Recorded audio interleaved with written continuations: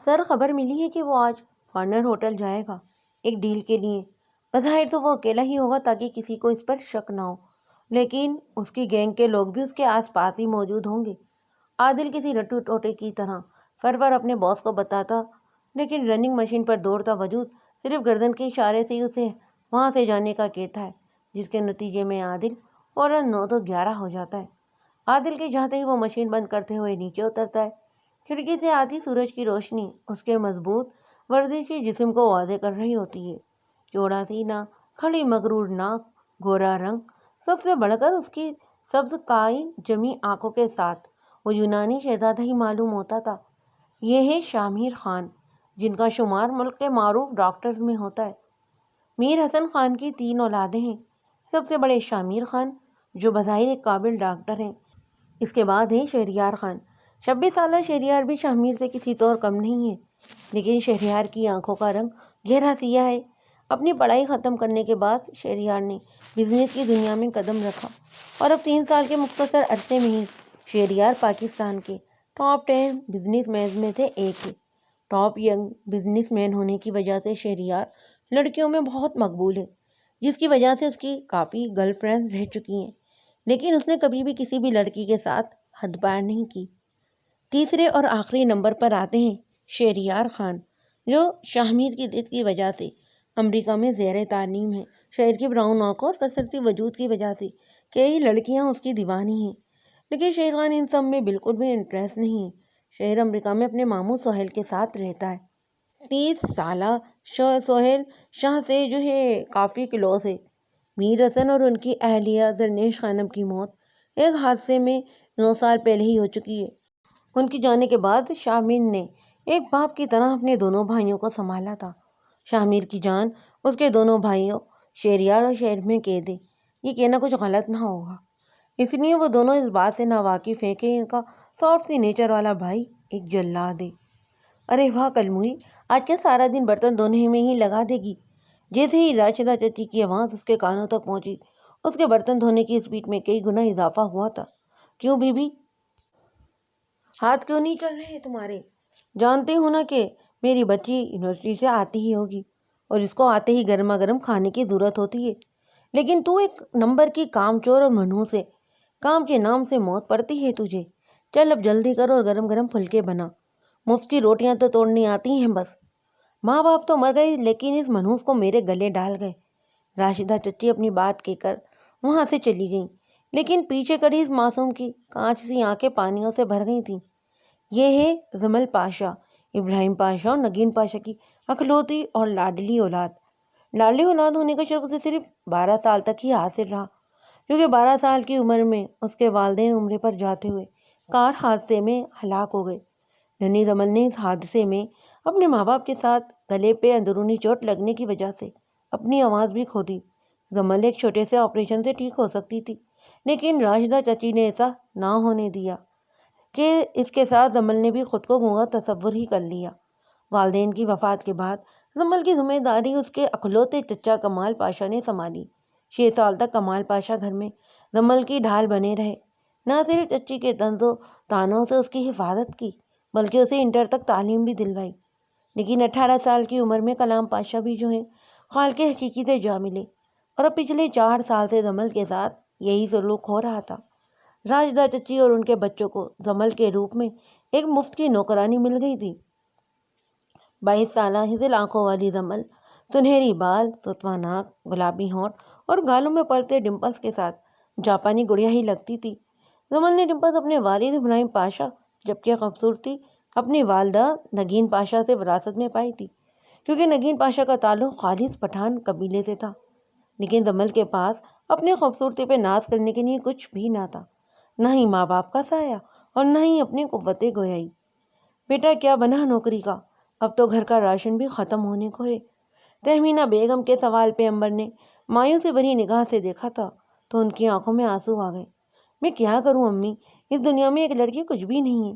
جگہ جگہ بھوکے کتے گھات لگائے بیٹھے، کسی کو بھی میری محنت یا ہماری مجبوری نظر ہی نہیں آتی۔ آج بھی جہاں میں انٹرویو کے لیے گئی تھی، وہاں کا مینیجر گھٹیا مرد تھا، اس لیے گرم کافی کا مگ اس کے منہ پر پھینک کر آ رہی ہوں۔ अंबर को बोलते बोलते पता ही ना चला कि वो कौन सी बात किसके सामने कर गई है, लेकिन उसकी बातों पर तहमीना बेगम बेबसी से सर थाम कर रह गई। अम्मी, परेशान ना हो आप। अगर अल्लाह पाक ने हमें परेशानी में डाला है तो उसका हल भी वही करेगा। कोशिश करती हूँ मैं कल एक और जगह जाना है इंटरव्यू के लिए, और परेशान होने के बजाय मेरे और अब्बू के लिए दुआ करें। अंबर की बात पे तहमीना बेगम ने पुरसुकून होते हुए उसे अपने सीने से लगा लिया, क्योंकि अगर ये दोनों कमज़ोर पड़ जाती तो नन्ही दानिया को कौन संभालता। यह है अंबर खालिद, प्रोफेसर खालिद की साहबजादी। 20 साल अंबर की डार्क ब्राउन आंखें किसी को भी असीर करने का हुनर रखती हैं।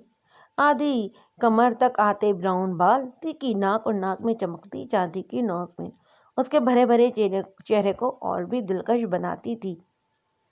दूसरे नंबर पे हैं अनम खालिद।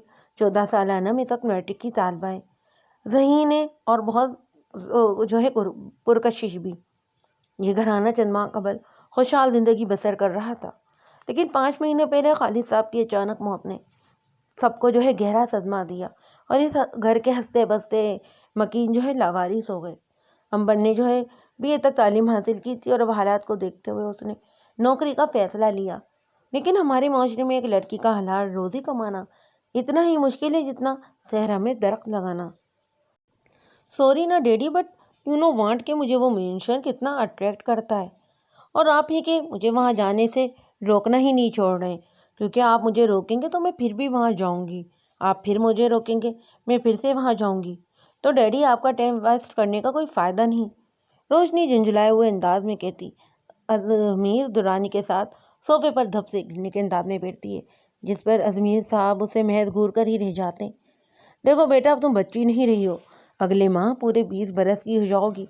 इस घर में सिर्फ 2 अकेले मर्द रहते हैं, वो अच्छे हैं बुरे हमें नहीं पता, लेकिन तुम अभी इस दुनिया को नहीं जानती। दुनिया बहुत बेरहम है बेटी, और जिस फील्ड से मेरा ताल्लुक रहा है वहाँ मेरे दोस्त कम और दुश्मन ज़्यादा हैं। लोगों को तो बस एक मौका चाहिए बातें बनाने के लिए। मैं नहीं चाहता कि कल को कोई मेरी बेटी को ये बात कहे कि मैं बिन माँ की बच्ची थी इसलिए बिगड़ गई। डैड प्लीज़ आप ऐसी सैड बातें ना करें, मैं रिटायर्ड जनरल की बेटी हूँ। वैसे तो किसी में इतनी हिम्मत ही नहीं है कि वो मेरे बारे में कोई गलत बात करे, लेकिन अगर किसी ने की भी ना तो उसके लिए मेरे दोनों भाई काफ़ी हैं। यह है रोशनी अजहर दुर्रानी, अजमीर दुर्रानी और रोहा दुर्रानी की अकलौती औलाद। अजहर दुर्रानी का ताल्लुक फ़ौज से है और हाल ही में वो एक रिटायर्ड जनरल है, जबकि रोहा दुर्रानी का इंतकाल तभी हो गया था जब रोशनी 5 साल की थी। ये कहना गलत ना होगा कि अजमीर दुर्रानी ने रोशनी को माँ और बाप दोनों बनकर पाला था। सुनहरी रंगत की हामिल रोशनी अपनी गहरी काली आंखों में हर वक्त शरारत की चमक लिए इधर से उधर फिरती रहती है, और उसकी खूबसूरती को मजीद पुरकशिश बनाता है उसका तिल जो उसके होंठों के ऐन नीचे वाक़ है। नोवे दानिश यार, तू चाहे बोर्डिंग मीटिंग कहीं भी अरेंज करवा लेना, लेकिन उस कमीने के ऑफिस में नहीं। शहरियार की झुंझलाहट देखते हुए दानिश उसे पानी का गिलास देते हुए कहता है, पहले तू पानी पी और ख़ुद को रिलैक्स कर। और हाँ, मलिक इंडस्ट्री में मीटिंग मैंने फिक्स नहीं की, बल्कि बोर्ड मेंबर ने खुद इस बार मीटिंग के लिए जो है मलिक इंडस्ट्री को चुना है। दानिश की बात सुनकर शहरियार पास पड़ा पानी का एक और गिलास खाली कर देता है। ठीक है, फिर मैं नहीं जाऊँगा इस बार बोर्ड मीटिंग में, तू मेरी तरफ से मीटिंग अटेंड कर लेना। शहरियार, बच्चों जैसी बातें मत कर, कंपनी का ओनर तू है मैं नहीं, और इसीलिए मीटिंग में तेरी मौजूदगी अहम है मेरी नहीं। शहरियार की बात पे तो दानिश का दिमाग ही घूम जाता है। अच्छा सुन, एक और काम करते हैं। तू मीटिंग से 5 मिनट पहले वहाँ पहुँचना और मीटिंग ख़त्म होते ही वहाँ से निकल जाना, बाकी का काम मैं खुद संभाल लूँगा। शहरियार की शक्ल देखते हुए दानिश कहता है, ठीक है, लेकिन तू जानता है कि वो ज़ुबैर मलिक कितनी घटिया और गिरी हुई ज़हनियत का मालिक है। पहले भी उस पर ऑफिस की एक वर्कर का रेप करने का केस हो चुका है, लेकिन साला पैसे के बल पे बच निकला। अगर इसने मेरे सामने किसी भी लड़की को गंदी आंखों से देखा तो मैं उसे छोड़ूंगा नहीं।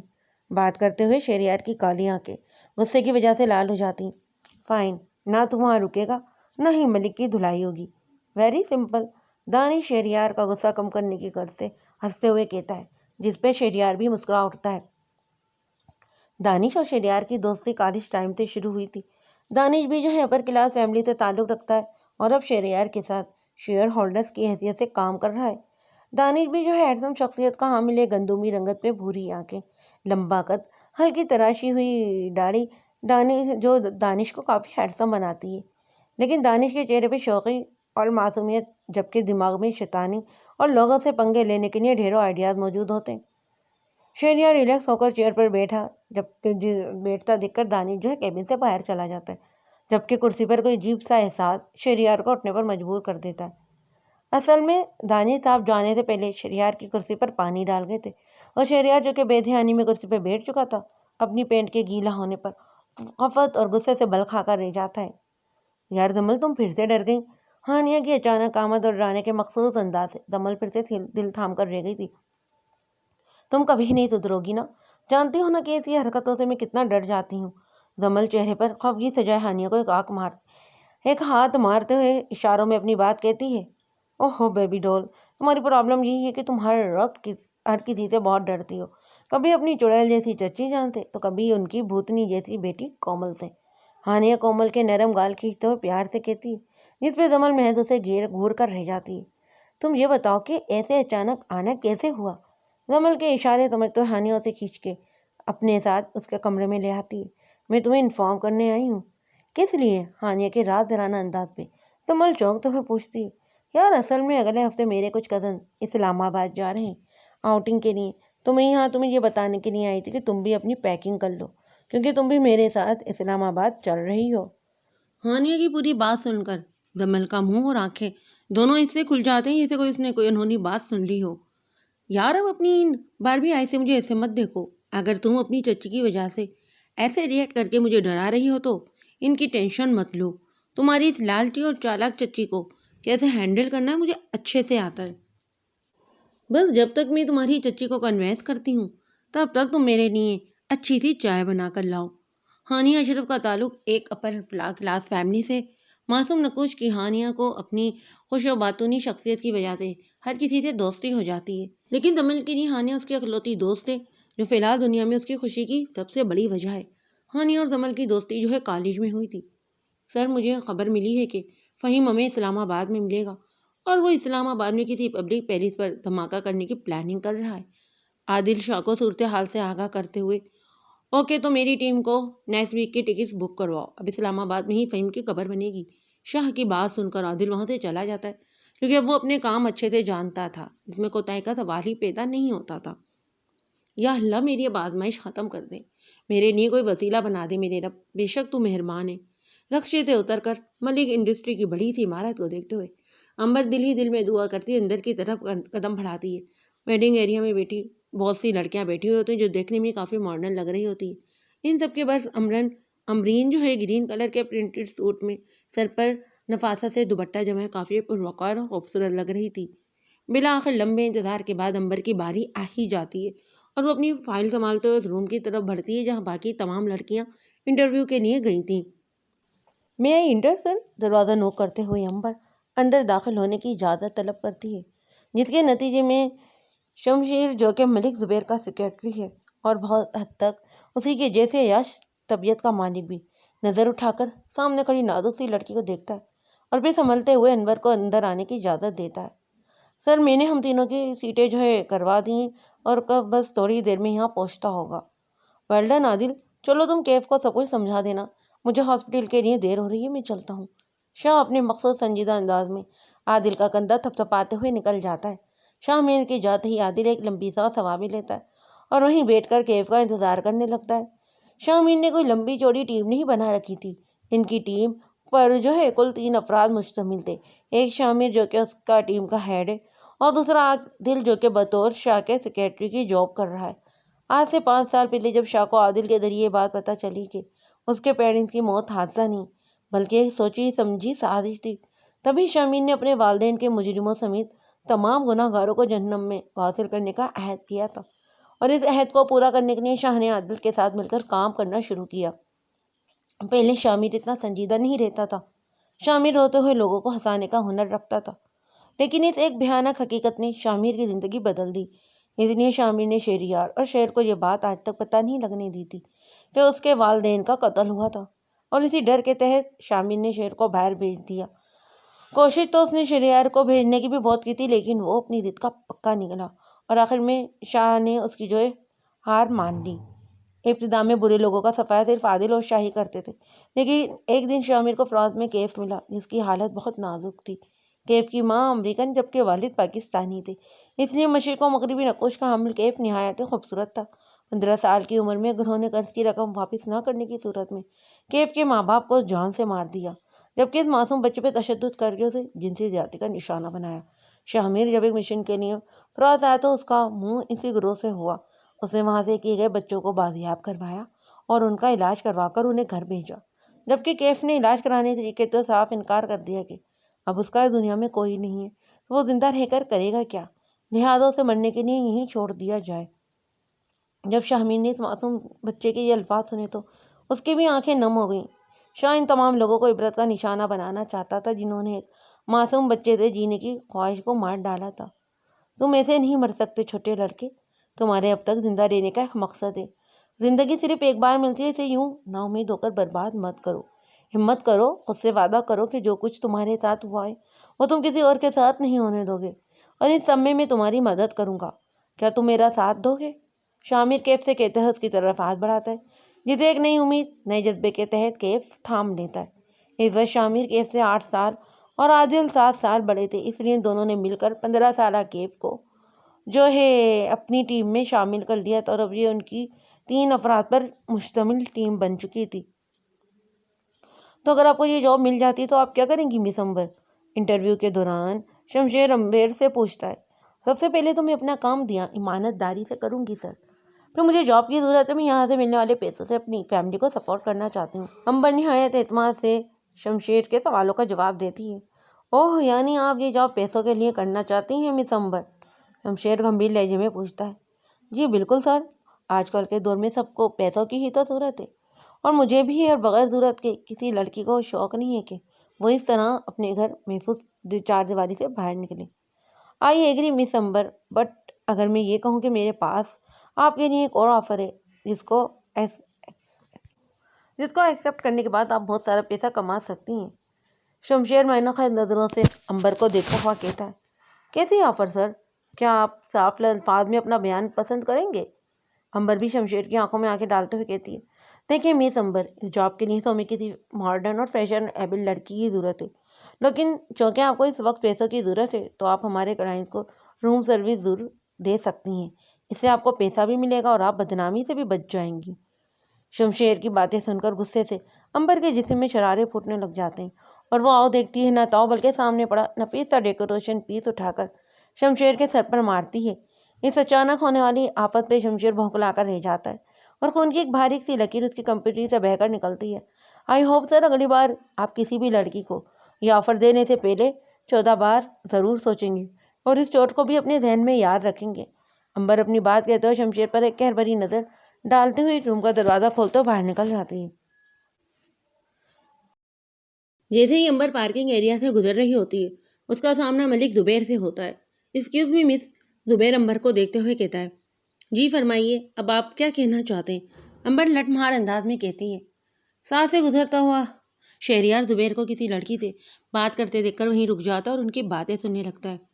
آپ کو میں یہاں پہلی بار دیکھ رہا ہوں، غالباً آپ انٹرویو کے لیے آئی تھی، زبیر امبر کو گہری نگاہ سے جائزہ لیتے ہوئے کہتا ہے۔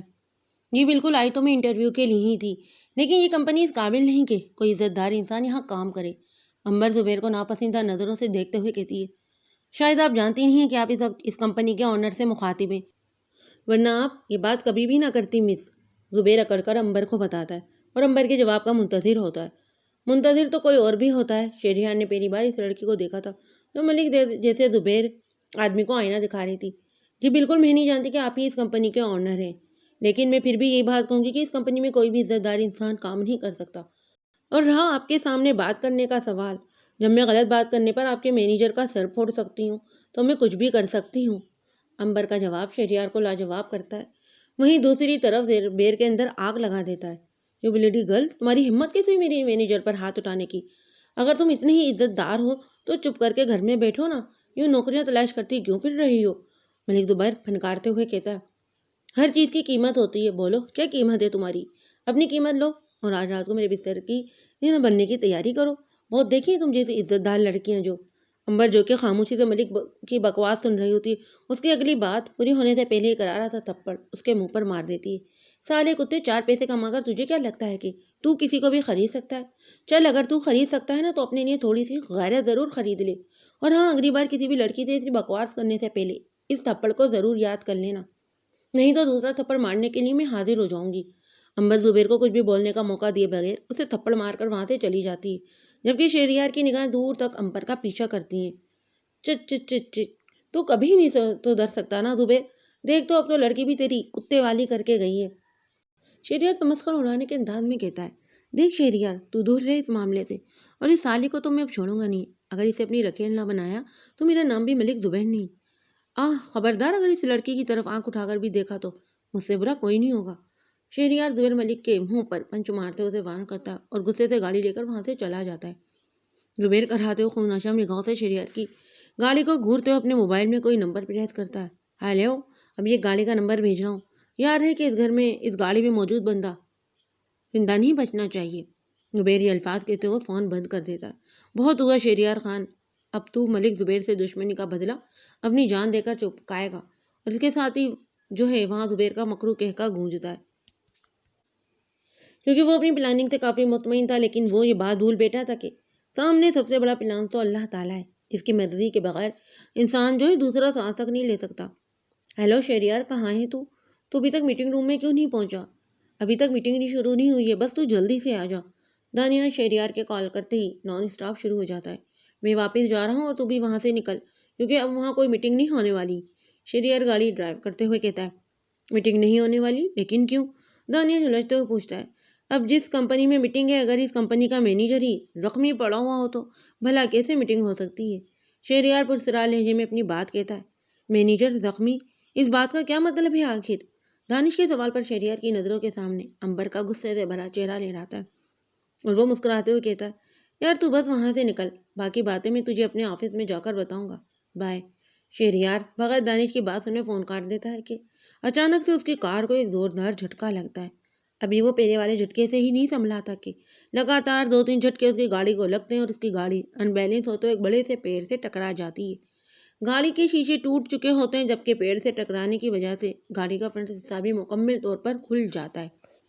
امبر جو کہ سنسان سڑک پر شمشیر اور زبیر کو کوستے ہوئے چل رہی ہوتی ہے کہ اچانک سے اپنے قریب سے ایک تیز رفتار سے ایک گاڑی کے گزرنے سے چونک جاتی ہے۔ پھر 2 اور گاڑی کافی تیز رفتاری سے آگے پیچھے کے قریب سے گزرتی ہیں، پہلے والی گاڑی کو ہٹ کرنا شروع کر دیتی ہیں۔ یہ سب دیکھ کر تو امبر کا دماغ بالکل معاف ہو جاتا ہے۔ ہوش تو اسے تب آتا ہے جب وہ گاڑی پیڑ سے بری طرح ٹکراتی ہے اور باقی کی دونوں گاڑیاں بھی اپنا کام ختم کرتے ہوئے وہاں سے چلی جاتی ہیں، کیونکہ انہیں یقین تھا کہ گاڑی کے اندر موجود شخص اب تک مر چکا ہوگا۔ امبر بھاگتے ہوئے گاڑی کے پاس جاتی ہے اور گاڑی کا دروازہ کھولنے کی کوشش کرتی ہے۔ کافی کوشش کے بعد وہ دروازہ کھولنے میں کامیاب ہو جاتی ہے، لیکن دروازہ کھلتے ہی شہریار اپنے پورے وجود سے امبر کے اوپر آ گرتا ہے۔ شیشہ ٹوٹنے کی وجہ سے شہریار کے دائیں بازو کافی زخمی ہو چکی تھی، جبکہ سر پہ بھی معمولی سی چوٹیں آئی تھیں۔ اتنے بڑے ایکسیڈنٹ کے بعد بھی صحیح سلامت بچ جانا کسی معجزے سے کم نہ تھا۔ سنیے پلیز، ہوش میں آئے، آنکھیں کھولیں آپ۔ امبر مامشکل شہریار کا وزن برداشت کرتے ہوئے اس کا چہرہ تپتپاتے ہوئے کہتی ہے، جبکہ امبر کی آواز سن کر شہریار کی پلکوں میں تھوڑی سی حرکت پیدا ہو جاتی ہے اور وہ دھیرے دھیرے اپنی آنکھیں کھولتا ہے۔ شہریار کی آنکھیں کھولتے ہی ڈارک براؤن آنکھوں کا تصادم گہری سی آنکھوں سے ہوتا ہے، جسے دیکھ کر شہریار خان ایک لمحے کے لیے اپنی تکلیف بھلا بیٹھتا ہے۔ شکر ہے آپ ہوش میں، آپ فکر نہ کریں، میں بھی ایمبولینس کو کال کرتی ہوں، آپ کو کچھ نہیں ہوگا۔ ابھی امبر بول ہی رہی ہوتی ہے کہ اچانک وہاں سے 2 گاڑیاں آ کر رکتی ہیں اور ان میں 4-5 افراد نکل کر ان دونوں کی طرف تیزی سے بڑھ رہے ہوتے ہیں۔ ماموں، مجھے آپ سے کچھ بات کرنی ہے، شہر سہیل شاہ کے پاس بیٹھتے ہوئے کہتا ہے۔ ہاں بولو، کیا بات ہے؟ سن رہا ہوں میں، سہیل شہر کا چہرہ دیکھتے ہوئے کہتے ہیں۔ ماموں، اگلے ہفتے سے میرے ایگزام اسٹارٹ ہو رہے ہیں، میں نے فیصلہ کیا ہے کہ میں پیپر دینے کے بعد پاکستان چلا جاؤں گا اور اپنی آگے کی پڑھائی اب وہیں سے شروع کروں گا۔ کیا تم اس سب کے بارے میں شامیر سے پوچھ چکے ہو؟ سہیل بھی بالکل شامیر کے انداز میں الٹ سوال کرتا ہے۔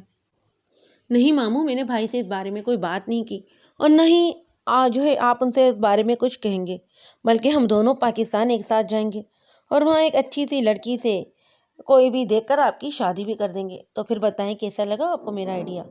شہر اسٹائل سے اپنی باروں میں ہاتھ پھیرتے ہوئے کہتا ہے۔ میری شادی کو تو چھوڑو، تم یہ بتاؤ کہ لوگ پاکستان سے یہاں آتے ہیں ڈگری کمپلیٹ کرنے کے لیے، اور ایک تم ہو کہ الٹے دماغ کی جو یہاں سے وہاں جا رہا ہے۔ اپنی ادھوری پڑھائی پوری کرنے کے لیے۔ سہیل اس سب میں اپنی شادی کی بات گول کر دیتا ہے، جسے شیر بہت اچھے سے محسوس کرتا ہے۔ آنٹی کیا میں اندر آ جاؤں؟ ہانیہ معصومیت سے راشدہ چچی کے کمرے میں داخل ہونے کی اجازت لیتی ہے۔ ارے ہانیہ بیٹا، تم وہاں کیوں کھڑی ہو؟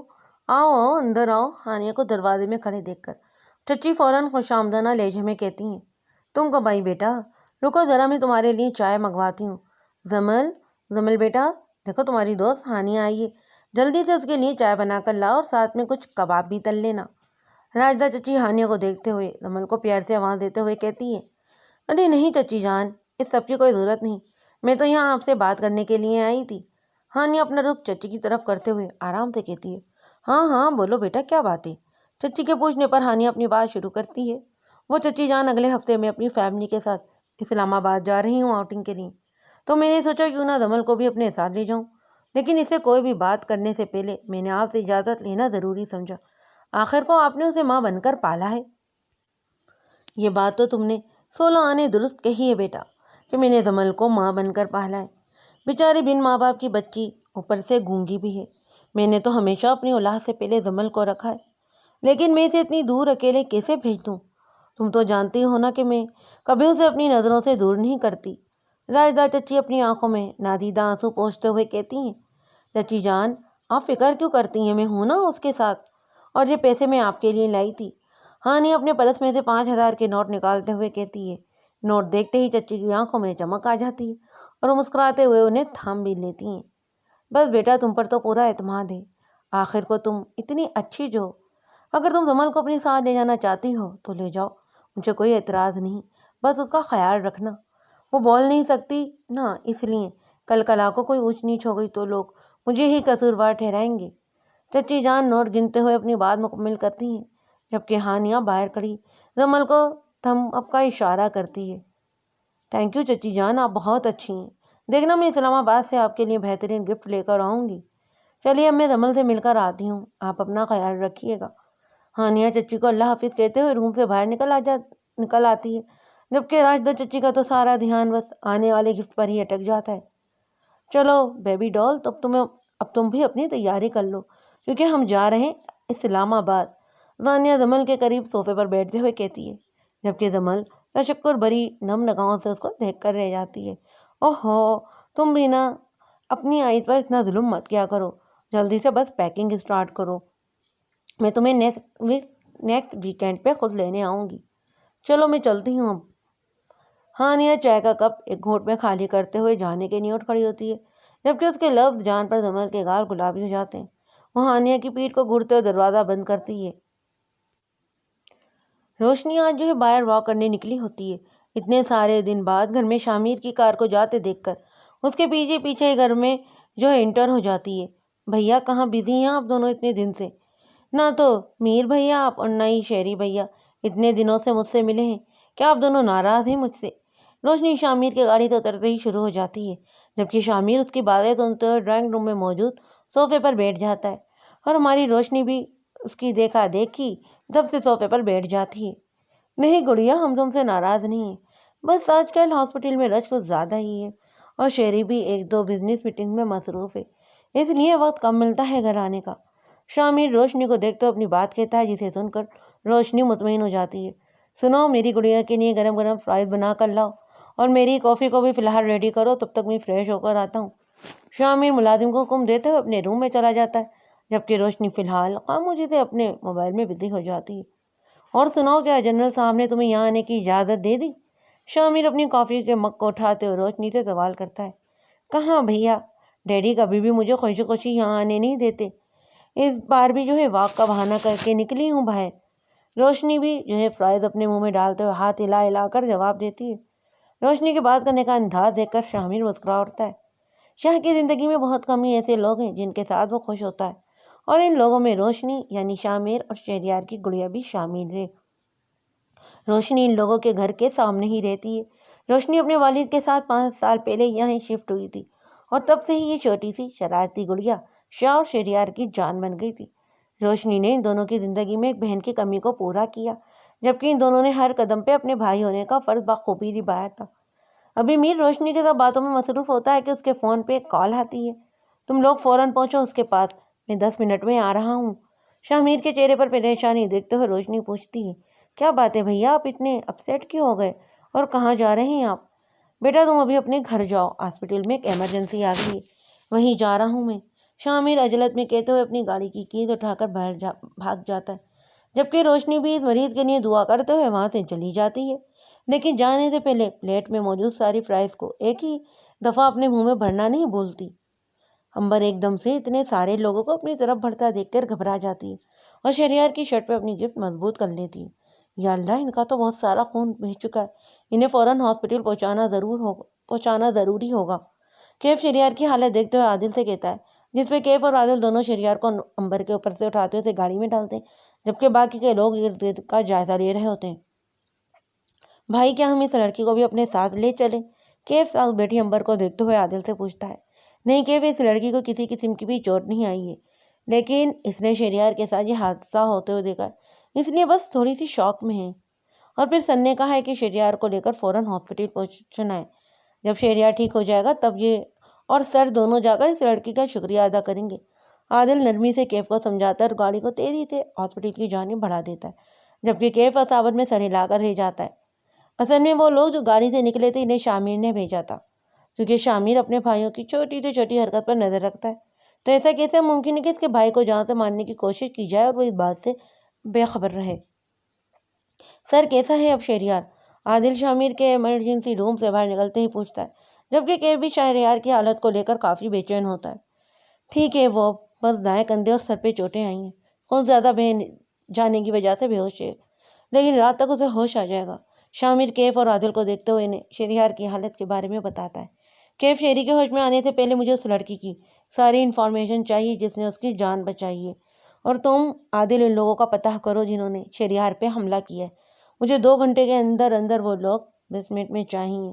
شاہ میر کے آرڈر ملتے ہی کیف اور عادل اپنا اپنا کام کرنے نکل جاتے ہیں، جبکہ شاہ اپنے موبائل پر موصول ہونے والا نوٹیفیکیشن دیکھ رہا ہوتا ہے۔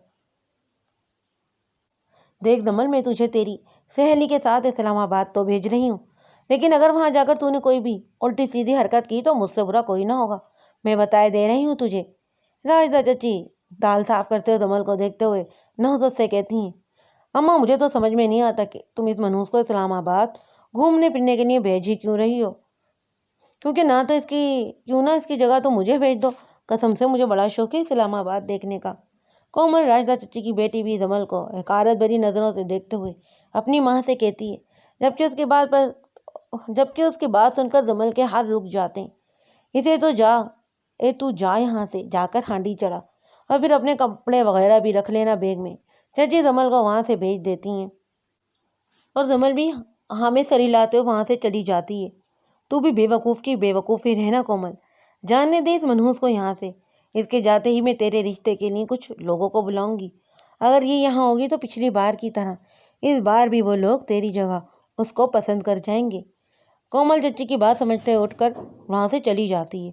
اصل میں چچی آج کل کومل کے لیے رشتہ تلاش کر رہی ہیں، لیکن کومل کے لیے آنے والے رشتے اس کے بجائے دمل کو پسند کر کے چلے جاتے ہیں، جس کا الزام بعد میں بیچاری دمل پہ لگتا ہے۔ وہ کافی دنوں تک چچی اور کومل کے عتاب کا نشانہ بنی رہتی ہے۔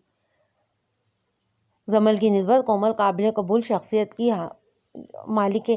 دمل حلیات سے کومل سے زیادہ خوبصورت اور معصوم دکھتی ہے، جبکہ کومل کے چہرے سے تو مکاری صاف جھلکتی ہے۔ ماموں میں نے ٹکٹس جو ہے کنفرم کروا لی ہیں، اگلے ہفتے میں لاہور جا رہا ہوں اور وعدے کے مطابق 1 ماہ بعد آپ نے بھی سب کچھ وائنڈ اپ کر کے پاکستان آنا ہے۔ شہید سہیل صاحب کے پاس بیٹھتے ہوئے انہیں کہتا ہے، ٹھیک ہے پہلے تم خیر سے پہنچ جاؤ، پھر بعد میں بھی آ جاؤں گا پاکستان۔ سہیل اس کے بال بگاڑتے ہوئے پیار سے کہتا ہے، یار ماموں میں تو پہنچ ہی جاؤں گا، اور پھر وہاں جا کر سب سے پہلے میں آپ کے لیے ایک لڑکی تلاش کروں گا تاکہ جب آپ پاکستان آئیں تو ہماری ممانی سے مل کر خوش ہو جائیں۔ شہریار بھی سہیل سے صاف برابر کرتے ہوئے کہتا ہے اور اسے ایک آنکھ ونک کرتے ہوئے وہاں سے بھاگ جاتا ہے، جبکہ شادی کے ذکر پہ سہیل کے سامنے ماضی کا ایک منظر لہراتا ہے جسے وہ جھٹکتے ہوئے اگنور کرنا بہتر سمجھتا ہے۔ کیسے ہو اب تم؟ کہیں زیادہ درد تو محسوس نہیں ہو رہا تمہیں؟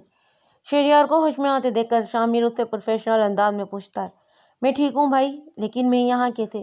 اور وہ جو لڑکی تھی میرے ساتھ وہ کہاں ہے؟ وہ ٹھیک تو ہے نا؟ شہریار اپنے دکھتے سر کو تھامتے ہوئے ایک ہی سانس میں سوال کرتا ہے، جبکہ شہریار کے اس انداز پر شاہ میر جو ہے ایک آئبرو کا زاویہ بنا کر اسے دیکھتا ہے۔ تمہیں یہاں میرے لوگ لے کر آئیں، اور وہ لڑکی ٹھیک ہے اب تک تو اپنے گھر بھی پہنچ چکی ہوگی، لیکن جب تم ٹھیک ہو جاؤ گے تب ہم اس لڑکی کا شکریہ ضرور ادا کرنے جائیں گے، آخر اس نے تمہاری جان بچائی ہے۔ شاہ میر شہریار کو سنجیدگی سے دیکھتے ہوئے کہتا ہے، لیکن بھائی آپ کو میرے ایکسیڈنٹ کا کیسے پتہ لگا، اور ہم اس لڑکی کو کیسے ڈھونڈیں گے اب؟ شہریار عجیب سی بے چینی محسوس کرتے ہوئے بولتا ہے، اس لڑکی کی ڈیٹیل جو ہے بہت جلد کیف نکال لائے گا، اور رہا سوال تمہارا تو یہ بات ہمیشہ یاد رکھنا کہ تم لوگوں کی اگلی سانس پر بھی میری نظر ہوتی ہے۔ اگر میں تم لوگوں کو کچھ نہیں کہتا تو وہ الگ بات ہے، لیکن شاہ میر کبھی بھی اپنے دونوں بھائیوں سے ایک لمحے کے لیے بھی غافل نہیں رہا۔ بولتے بولتے میر کے موبائل پر ایک میسج موصول ہوتا ہے، جسے پڑھنے کے بعد وہ شہریار سے کہتا ہے، تمہیں کل ڈسچارج کر دیا جائے گا، آج رات تمہیں یہاں پر رکنا ہے، میں دانش کو انفارم کر دیتا ہوں، وہ بس تھوڑی ہی دیر میں یہاں پہنچنا ہوگا، مجھے بھی ایک ضروری کام سے جانا ہے، کل ملاقات ہوگی۔ شاہ میر شہریار کا ہاتھ تھپتھپاتے ہوئے وہاں سے چلا جاتا ہے۔